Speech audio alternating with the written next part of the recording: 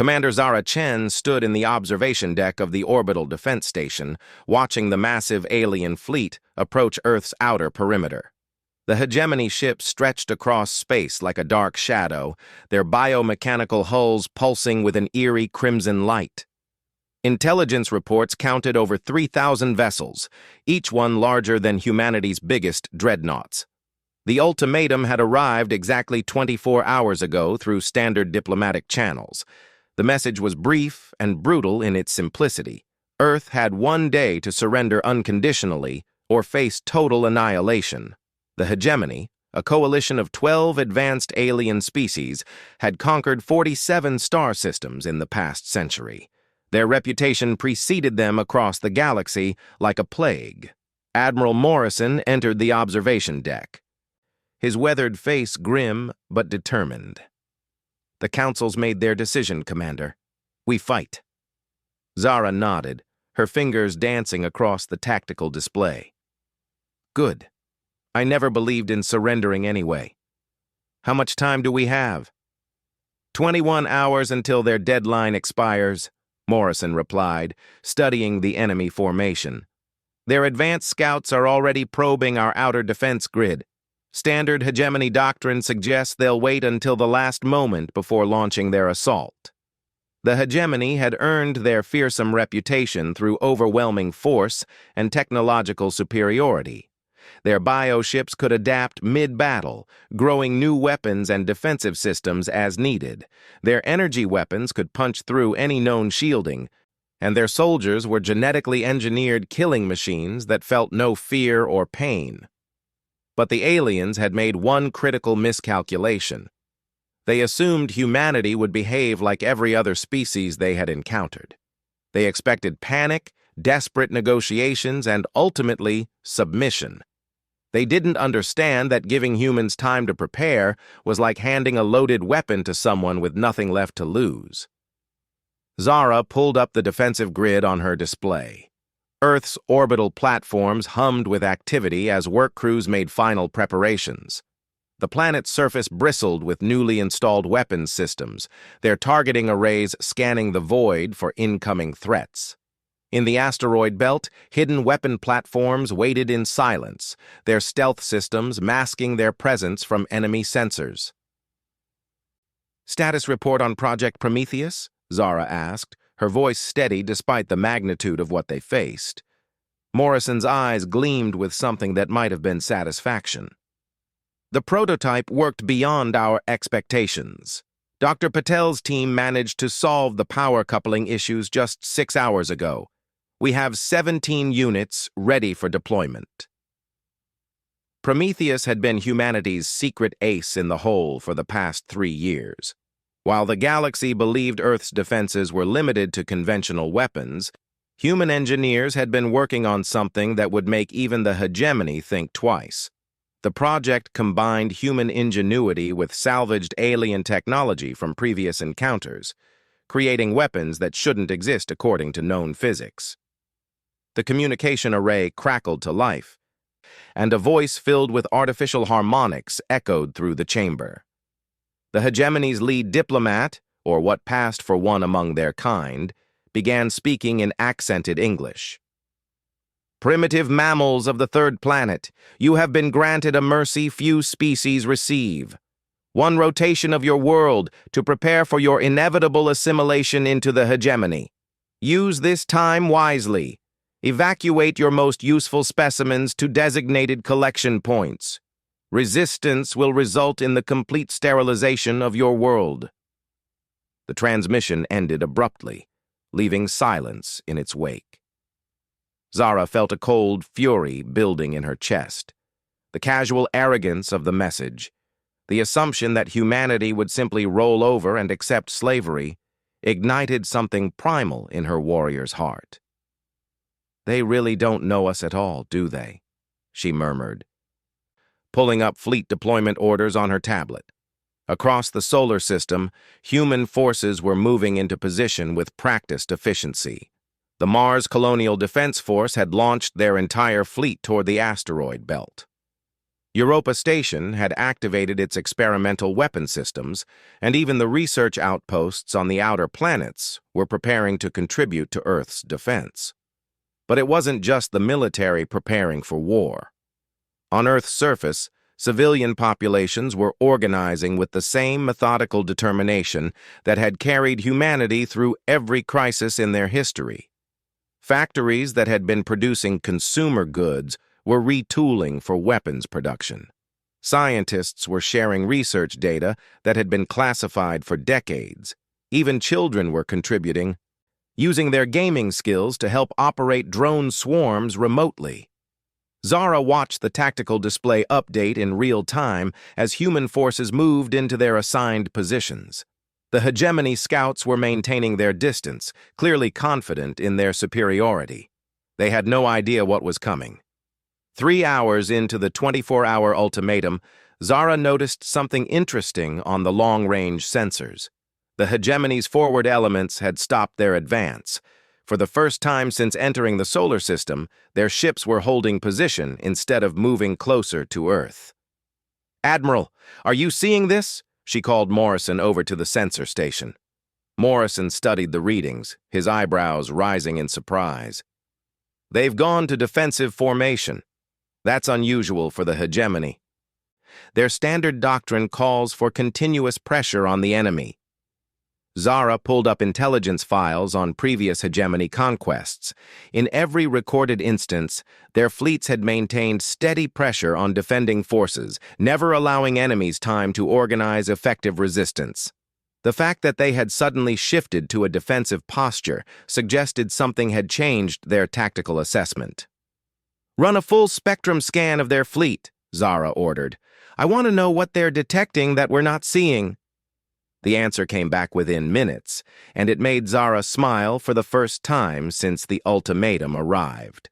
The hegemony's bioships were responding to something their sensors had picked up in Earth's electromagnetic spectrum.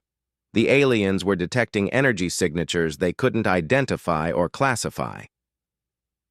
Project Prometheus was working exactly as designed. Even in standby mode, the weapons were generating quantum field fluctuations that would be completely alien to hegemony technology. Their ships' survival instincts were warning them that something dangerous was hidden in Earth's defenses. "Send a message to all fleet commanders," Zara instructed. "Initiate Phase 1 of Operation Defiance. All units are authorized to reveal secondary weapon systems."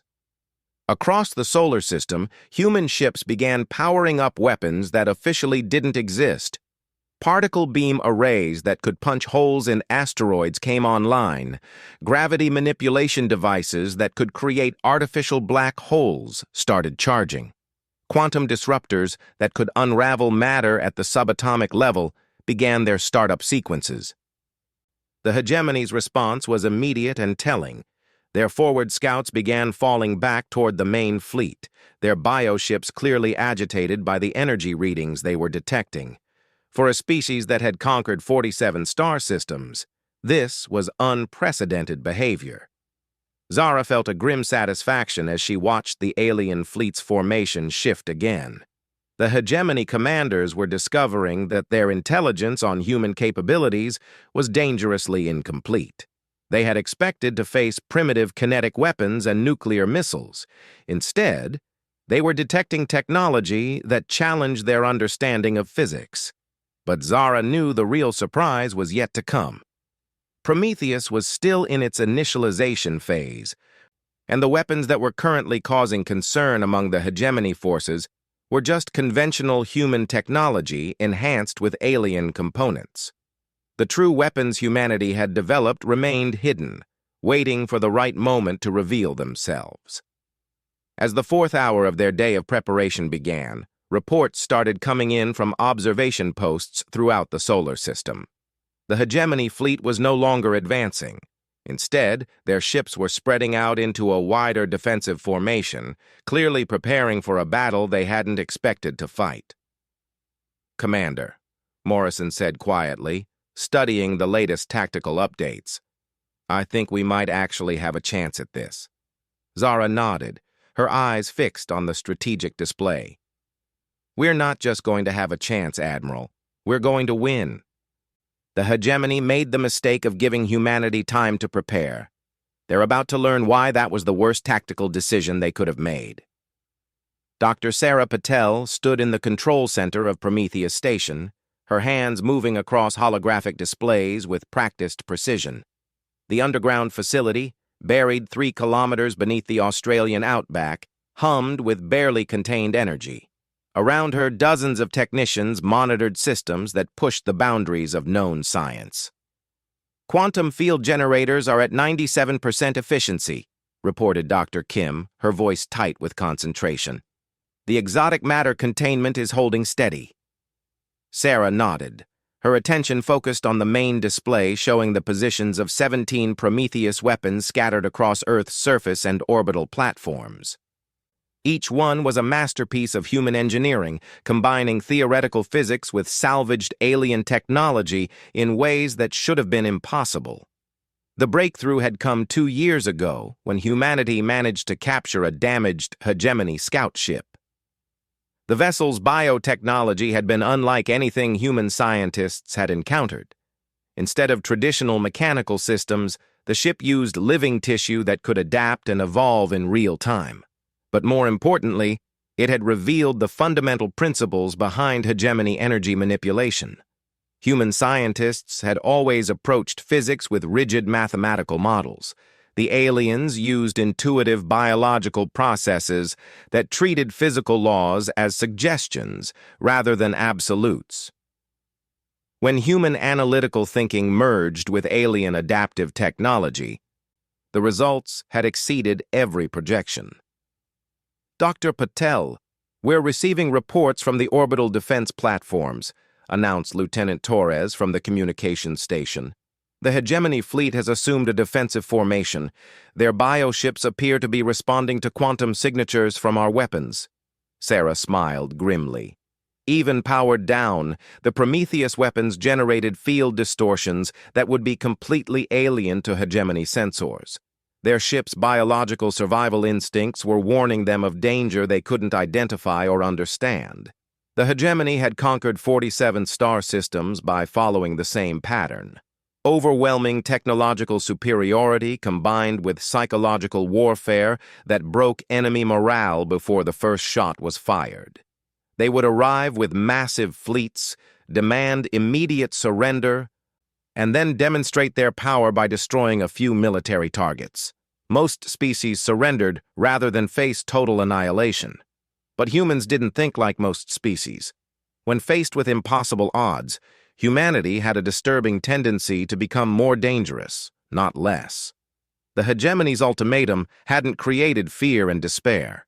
Instead, it had unified the human race in a way that generations of politicians had failed to achieve. Initiate Prometheus Protocol 7, Sarah commanded. Bring all units to active standby. Across the planet, hidden weapons systems began their final activation sequences. The units were disguised as everything from radio telescopes to mining equipment, but each one contained technology that could reshape matter at the quantum level. Years of research into alien biotechnology had taught humanity that the universe was far more flexible than they had previously believed. The first Prometheus weapon came online at a facility in Greenland, its exotic matter core achieving stable fusion. Energy readings spiked across the electromagnetic spectrum as the device began manipulating local space-time. The weapon could create temporary rifts in reality itself, allowing attacks that bypassed conventional defenses entirely. Reports flooded in from observation stations throughout the solar system. The hegemony fleet was responding with increasing agitation to the energy signatures emanating from Earth. Bioships that had remained motionless for hours were now pulsing with defensive patterns, their living hulls reshaping themselves in response to perceived threats. They're scared, Dr. Kim observed, studying the alien fleet's formations on her display. I've never seen hegemony ships exhibit this kind of defensive behavior. Sarah nodded, watching as more Prometheus weapons came online. Their biotechnology gives them advantages we can't match in conventional warfare, but it also makes them vulnerable in ways they don't understand. Their ships are essentially living organisms, and organisms can feel fear. The second phase of Operation Defiance began as human fleets throughout the solar system revealed capabilities they had kept hidden for years. The Mars Colonial Defense Force activated gravity manipulation drives that allowed their ships to move in ways that defied physics. Europa Station powered up ice-based weapon systems that could create absolute zero projectiles. Even the research stations on the outer planets contributed with experimental technologies that human scientists had developed in secret. But the real shock to the hegemony came when Earth's orbital platforms began revealing their true nature. What the aliens had assumed were simple defensive installations were actually massive weapons platforms disguised with holographic camouflage. Each platform contained enough firepower to level a continent, and their targeting systems had been tracking hegemony ships since they entered the solar system. Commander Chen is reporting significant movement in the enemy fleet, Lieutenant Torres announced. Multiple hegemony ships are beginning to withdraw toward the outer system. Sarah felt a surge of satisfaction as she watched the tactical display update. The enemy's vanguard forces were actually retreating. For a species that had never encountered effective resistance, the quantum signatures from Earth's hidden weapons were creating uncertainty they had never experienced. The hegemony's bioships were detecting energy patterns that didn't match any known technology in their databases. Their adaptive systems were trying to evolve defenses against threats they couldn't identify, creating internal conflicts that were affecting their overall performance. Prometheus Unit 7 is reporting full operational status, Dr. Kim announced. The temporal displacement field is stable and ready for deployment. Temporal displacement represented the most ambitious application of Prometheus technology. By creating controlled distortions in space-time, the weapons could shift incoming attacks into parallel time streams where they would harmlessly dissipate. The theory had been considered impossible until human scientists began studying hegemony biotechnology's relationship with quantum mechanics. The alien ship's living components existed partially outside normal space-time, allowing them to adapt faster than conventional physics should permit. Human engineers had reverse-engineered this principle to create weapons that could manipulate causality itself. An attack that should hit its target could be redirected into a timeline where the target had moved microseconds earlier. As the 6th hour of humanity's preparation time began, the hegemony fleet's behavior became increasingly erratic. Ships that should have been maintaining perfect formation were spreading out chaotically. Bio-vessels that normally moved with predatory grace were exhibiting nervous, jerky movements that suggested their organic components were experiencing stress. Dr. Patel, we're detecting communication bursts between hegemony command ships, reported the signal's intelligence officer. The message traffic is increasing exponentially. Sarah studied the patterns on her display. The aliens were clearly struggling to understand what they were facing. Their standard tactical doctrine had no provisions for an enemy that could manipulate fundamental forces in ways that challenged their understanding of reality. Bring Prometheus Units 12 through 17 online, Sarah ordered. Full combat readiness across all systems. The final phase of the Prometheus activation sent shock waves through the electromagnetic spectrum that were visible even to civilian sensors. Across Earth, people watching the news could see the energy discharges lighting up the night sky like aurora displays. But these lights represented something far more significant than natural phenomena. Humanity was revealing that they had not spent the past 3 years cowering in fear of the hegemony. Instead, they had been preparing for this exact moment, developing weapons that could challenge the most advanced military force in the galaxy. The response from the alien fleet was immediate and dramatic. Entire squadrons of hegemony ships began withdrawing from their advanced positions, their biohulls pulsing with alarm patterns that hadn't been seen since their first encounters with the mysterious energy-based entities of the Andromeda Nebula. Commander Chen is requesting permission to begin Phase 3 operations, Lieutenant Torres announced. Human fleets throughout the system are ready to demonstrate offensive capabilities. Sarah looked at the countdown timer showing the remaining hours until the hegemony's ultimatum expired. They still had 18 hours left, but the alien fleet was already showing signs of doubt. The bioships that had approached Earth with such confidence were now maintaining defensive formations that suggested they expected to be attacked rather than conducting a simple conquest. Granted, Sarah replied. Initiate Phase 3. Show them what human determination can accomplish when properly focused. Across the solar system, human forces began activating weapons that officially didn't exist. The hegemony was about to discover that giving humanity a day to prepare had been the worst strategic mistake in their entire military history. Admiral Kethlar stood on the bio-neural command bridge of the hegemony flagship. His four eyes focused on displays that showed readings he couldn't comprehend. In 3 centuries of conquest, he had never encountered anything like what the humans were demonstrating. The primitive species that should have been begging for mercy was instead displaying technology that challenged everything the hegemony understood about physics. War Singer. The quantum resonance patterns emanating from the third planet are unlike anything in our databases, reported his chief science cast advisor. Our bioships are detecting energy signatures that suggest weapons capable of manipulating fundamental forces. Kethlar's mandibles clicked with frustration. The hegemony had built their empire on the principle of overwhelming technological superiority. Their bioships could adapt to any conventional threat, evolving new defenses and weapons during combat. But the energy patterns coming from Earth suggested the humans possessed technology that operated outside conventional parameters. "How is this possible?" he demanded.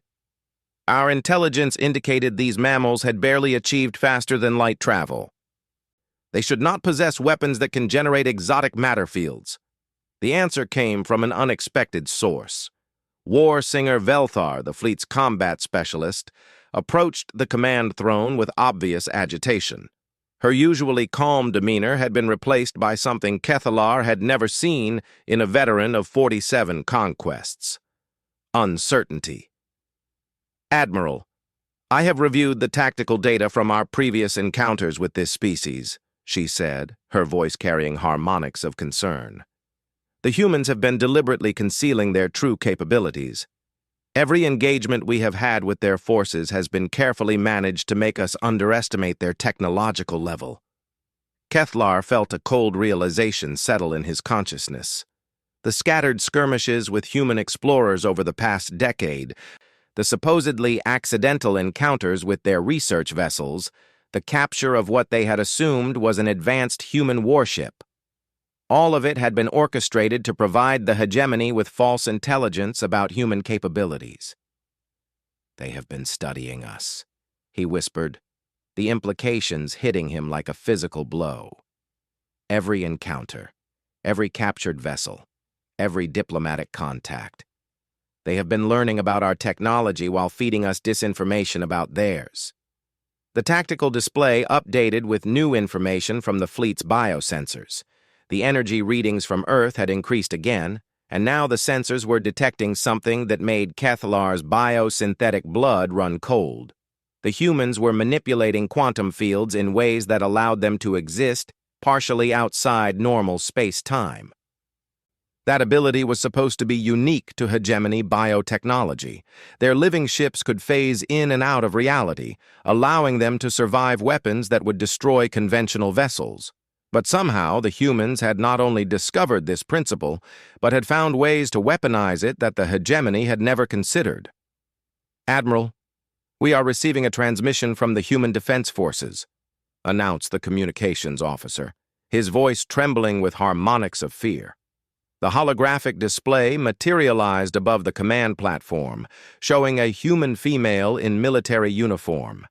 Admiral Kethlar recognized her from intelligence files as Commander Zara Chen, one of the human military leaders. But instead of the desperate plea for mercy he expected, her expression was calm and confident. "Hegemony forces," she began, her voice carrying an authority that surprised him. "You have made several assumptions about humanity that require correction. First, you assumed we would panic when faced with your ultimatum. Second, you assumed we lacked the technology to resist your forces.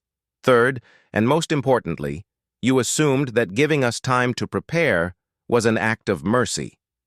The transmission shifted to show images of human weapons coming online across their solar system.